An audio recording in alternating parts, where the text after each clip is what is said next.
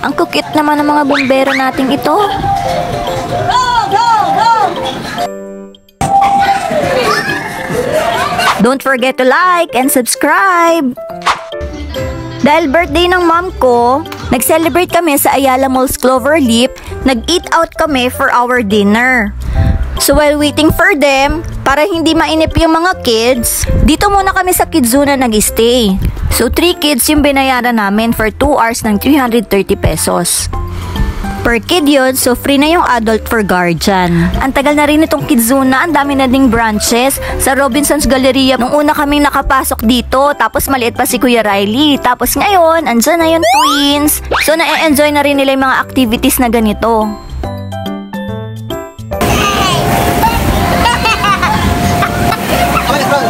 Kung may budget and time kayo, mas maganda din yung 2 to 3 hours para mas ma-enjoy at masulit nyo talaga yung place. Kasi maraming activities dito.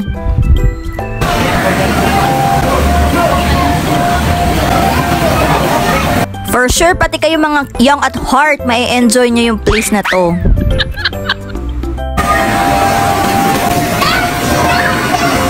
May mga couches and mga upuan din dito para kung kunyari yung mga adults hindi naman magpe-play, so you can just watch your kids while sitting.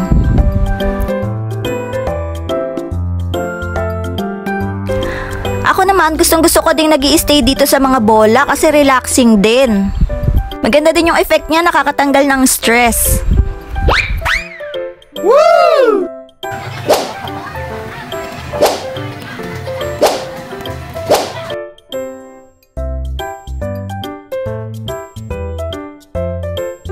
Nakakatuwa yung mga costume nila dito. For pretend play, laging dalawa. So, yung twins, lagi silang nakakasuot together. And of course, si Daddy na napaka-supportive, nakikilaro din. Nakakawala din ng pagod yung minsan iisipin mo para kang bata na walang iniisip na stress or problema.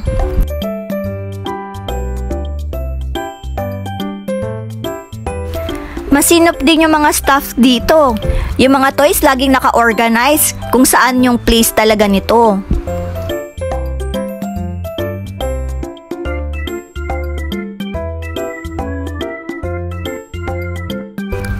Opak, ang pogi ni Dr. Misha. Gagamutin niya daw ako. It's Gabri's turn to become a doctor. Tapos si Misha naman yung patient. Kira is vitamin.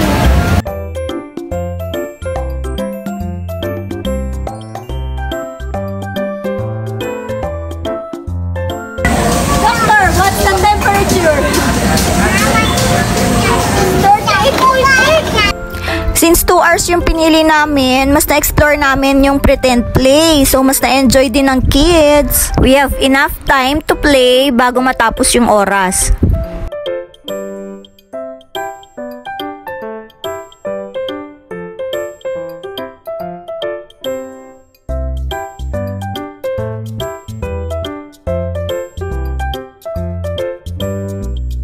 At syempre, ang mami, pwede bang wala sa camera, makikilaro din.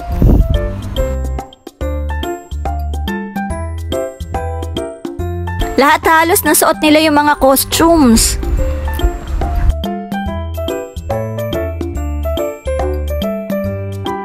At dahil malaki na si Kuya Riley, nahirapan din siyang maghanap ng costume. Buti na lang dito sa sushi bar, nagkasya sa kanya. And nakakatuwa kasi at his age, na-enjoy niya pa rin yung mga ganitong activity and play.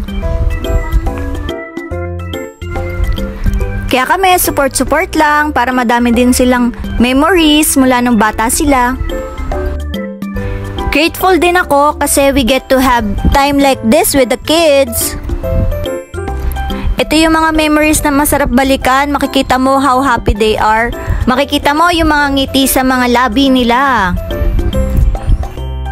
Halatang nag-enjoy talaga, o diba?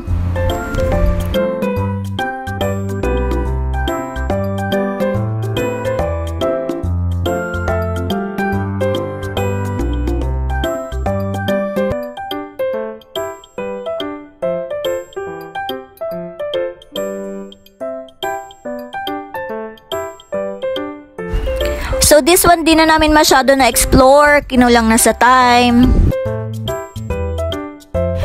So after namin sa Kidzuna, naghanap naman kami ng place to eat. So nakita namin itong Lasa. At talaga namang malasa ang kanilang mga pagkain dito, o di ba? Tapos nagpa-reserve na rin ako ng cake. So babalikan namin mamaya. At syempre dahil mahilig ako sa cheese, inuna ko tong cheesy baked scallops nila. Mas masarap nga pala ito kapag mainit kasi kapag malamig na is medyo maalat na yung cheese niya.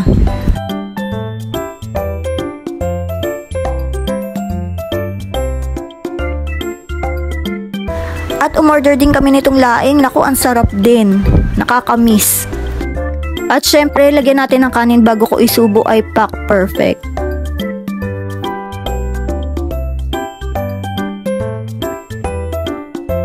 Meron din silang chicken boneless inasal. Oh, ang sarap. Akala ng twins barbecue kaya nakarami din sila nito. Happy birthday, Mama! Yay! Good job!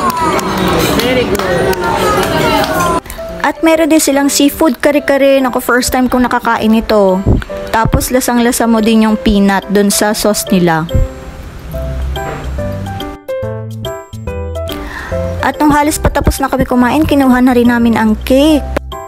At ayan, enjoy naman yung my birthday.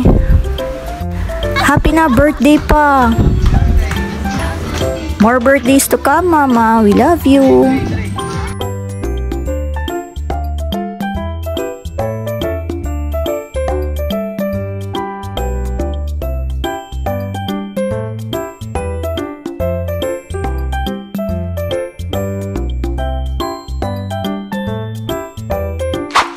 Ayun lang. Thank you for watching.